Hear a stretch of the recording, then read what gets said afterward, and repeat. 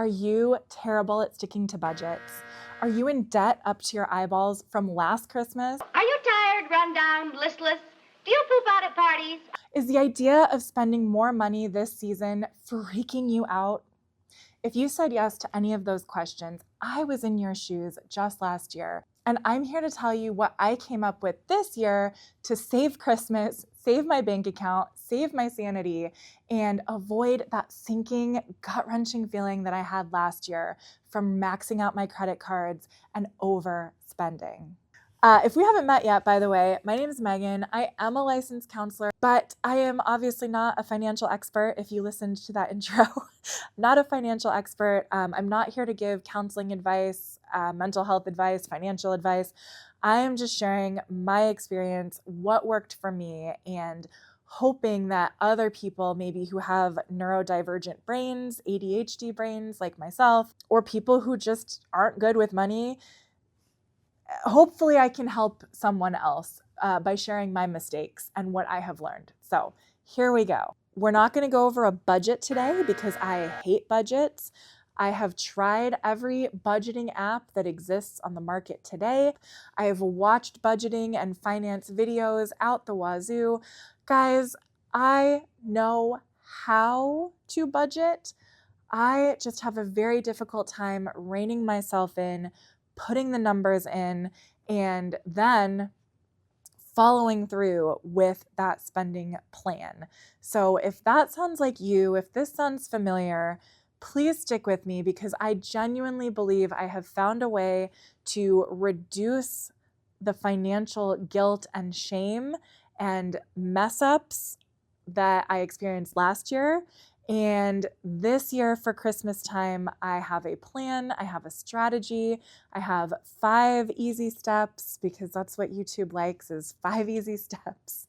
But I have 5 steps to figure out spending, set some reasonable limits for ourselves without actually having to do a budget because I know a lot of us don't like budgets. Here we go. So the first step in my 5-part plan that is not a budget, hashtag not a budget, but the first step in my plan is to make a list, okay? Most of what we are dealing with when it comes to our finances and budget, not that we're making a budget, but when it comes to money during the holiday seasons, most of what we're wasting money on or spending a lot of money on is gifts. If we can start by making a list of all the people that we need to buy gifts for, that we want to buy gifts for, that will help us sort of organize our brains a little bit and prioritize, okay? So I am not suggesting that you necessarily have to put a dollar amount or a limit on your spending for these gifts, but at least have an idea of who you're buying for, and then you can be more intentional about what you're getting. My problem last year is that I was just like playing whack-a-mole, okay? I was playing whack-a-mole with gifts. It was like all of a sudden, oh no, I have to buy gifts for my son's teachers. Oh no, I need to give a gift card to my daughter's babysitter. Oh no, we got invited to this person's party, so now we got to bring a gift to that. Oh no, it was just a lot of oh no's and a lot of, okay, well then I guess I have to buy a gift for this. Oh, okay, well I guess I have to buy something for this person. Oh, this person got me a gift. I guess I have to get something for them too because that's how life works.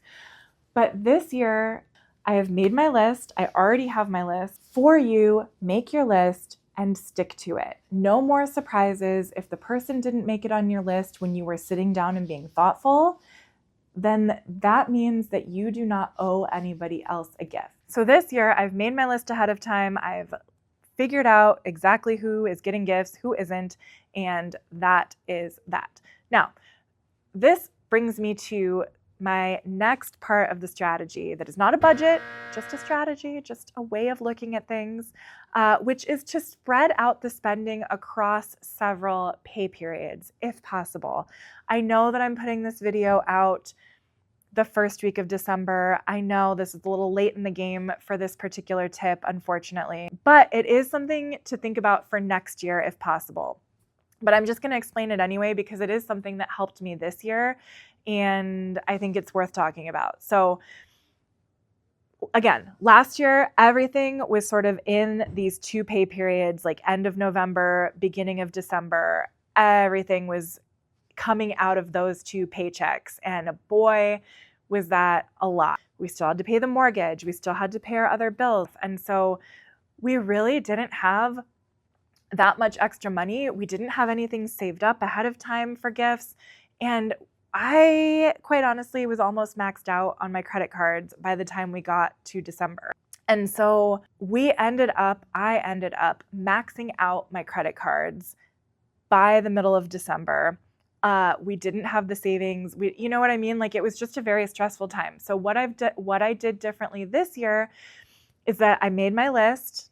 I made it back in October, and I started buying gifts back in October. Okay. My mom came out to visit in October, and I had already purchased all the gifts that I was going to get for her and my dad. I already have purchased the gifts that I'm going to get for my daughter. I already purchased one gift for my son. And in November, I purchased all of the gift cards that I'm going to give to my son and daughter's teachers. All of those gifts have already been taken care of before December even showed its face. All right. That has taken so much pressure off. It has relieved me of the freak out mode that I got into last year. And it just, I don't know, it helped. It really relieved me. And I did all of that without ever setting a financial budget. I didn't say, okay, I'm only spending $300 for family, or I'm only spending $100 for teachers, or, whatever that was. It was just kind of like, I have a little extra this pay period. I can do, whatever I need to with that. Okay, I have a little extra this pay period. I can do what I need to with that. And it just helped. It just made sense without having to actually budget. All right. So that is tip number 2. Step number 3 in my plan, which is not a budget, but just my plan to be a little more financially responsible, is to have conversations. Okay. You have your list of people that you're buying gifts for.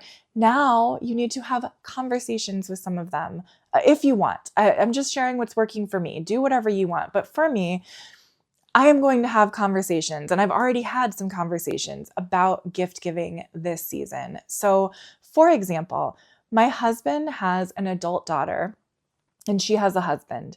And so the 4 of us, we all had a conversation over Thanksgiving about what we're doing in terms of gifts for one another. So we decided on a financial limit. I'm not going to say budget. We're not doing any budgets here. I don't want to do a budget, but we did set financial limits for how much we're going to spend on each other. And we also decided that we were going to send each other lists so that when it is time on Christmas morning to open up our gifts, nobody is going to be sitting there disappointed and frustrated and feeling left out, or feeling like, oh, nobody even knows me. Now I just have another piece of junk that I don't want or I don't care about. Everybody is going to get something that they want. Everybody's going to feel good about how much they're spending. And now we have communicated. We've communicated clearly, and we're all on the same page. The other people in your life that you can have conversations with would be like in-laws, or if you have a large extended family, you can talk about how you guys want to do gifts. Conversations reduce stress. I know a lot of you probably have anxiety thinking about having these conversations, but I promise you, if you have the conversations, you will probably leave feeling much calmer and much more secure in knowing what you're going to do next. And also, as a tip, I would say, when you're going into these conversations, have some ideas for yourself. Like, what do you want? Most people will, like, if you come in with your own idea, people love that. Like, people don't want to have to think of their own plan, right? If you come in with a plan, chances are pretty good that they will go along with your plan that you suggest. So if there is something that works really well for you, or something that you would prefer, a method that you want to try this year, a budget, we're not going to say budget. If there's a spending limit that is comfortable for you this year, don't be afraid to be the first one to say it out loud, because 9 times out of 10, like I said, if you come in with a plan, people are going to be like, perfect, amazing. Thank you for taking the pressure off. We will go with that plan. Okay. So that's my advice to you. That's what I did. That's what we're going to continue to do. And I think it helps everyone stay in the realm of what is doable for them without going into more credit card debt, without overspending. Just tell people what works for you. Part number 4 of the not budget plan, not going into more debt plan, I don't know, whatever, is to decide your limits. We already said we're going to make a list. We already said we're going to try and spread out our spending across a few different paychecks if we can. We already said that we're going to have conversations with people. But I think one of the key things is to know what your limits are. The most important limit that I decided to set for myself this year, as opposed to last year, is that I am not spending any money on my credit cards this year. Last year, it was a free-for-all, which is how I ended up with maxed out credit cards. And after that experience, I was sick to my stomach for a while after Christmas last year, actually, and leading up to Christmas. It was a horrible feeling. I didn't want to go through 2025 like that. And so I have been working to reduce my spending, reduce my credit card usage, and I decided for the holidays, I am not putting any more money on credit cards. It's not easy. If you're used to spending money on credit cards, it's not easy to stop. I get it. If you don't have a lot of wiggle room with your paychecks and you need to still buy stuff and you need to still buy groceries, I get it. I've been you. I get it. If you're sitting here saying like, oh, I have to use my credit cards. Listen, I am not judging you. I am just telling you, after the experience I had last year, this year it is not worth it. I would rather buy fewer presents for my kids, for extra family members, for friends.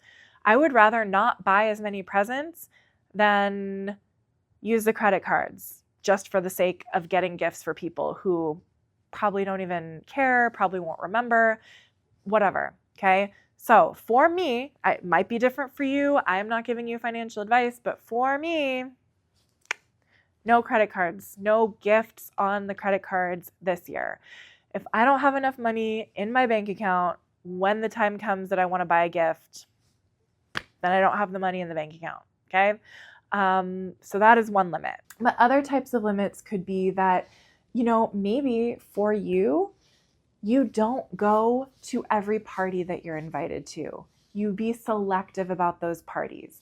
Or maybe for you, it's that you're not buying any new outfits this year for holiday parties. You're okay with wearing the outfits that you had from years prior.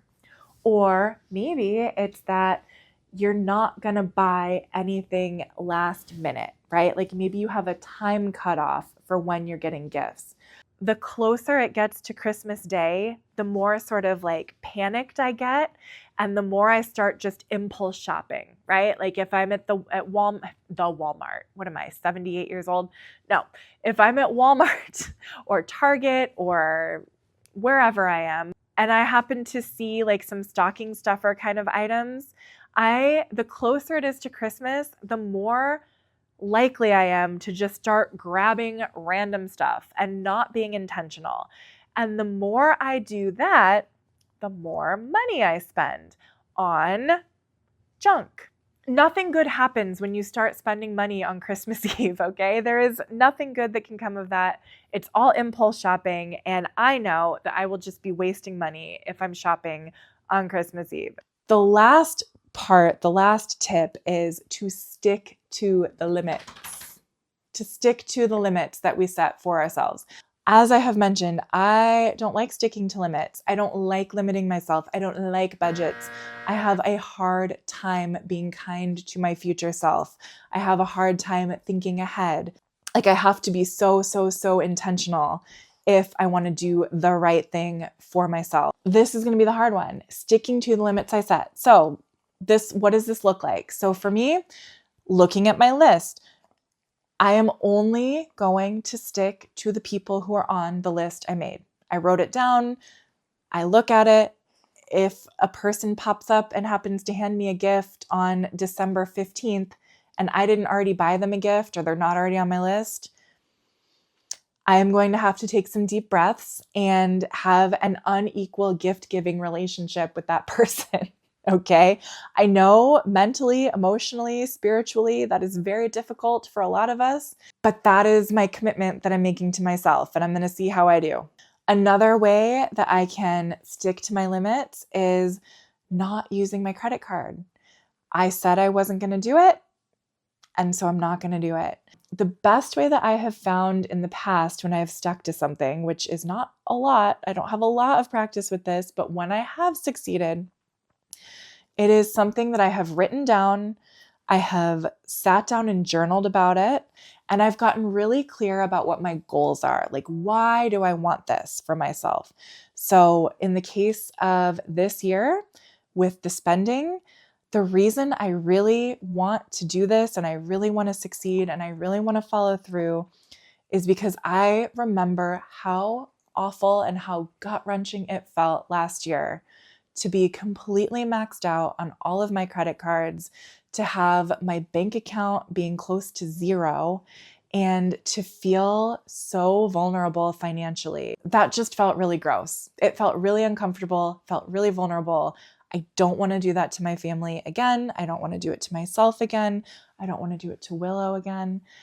Or Archie, he's over here too, but I don't think you can see him. But yeah, I don't want to do it. And that is my why this year. I don't want to feel that feeling again. Also, I've been decluttering. I don't know if you've watched any of my other videos. If you haven't, I highly recommend it. I have a lot of decluttering videos. And one of the biggest things that I've learned, especially recently, I've been doing some major decluttering, is that I feel so awful every time I'm decluttering stuff that I spent a lot of money on. It feels really awful. I feel so embarrassed. I feel guilty and I feel regret. I really do. I feel regret. And so now, as I'm going into the holiday season, as I'm buying gifts for other people, I don't want to just give people stuff that they're going to end up decluttering in a few months anyway. You know, I don't want to just give people stuff just for the sake of it.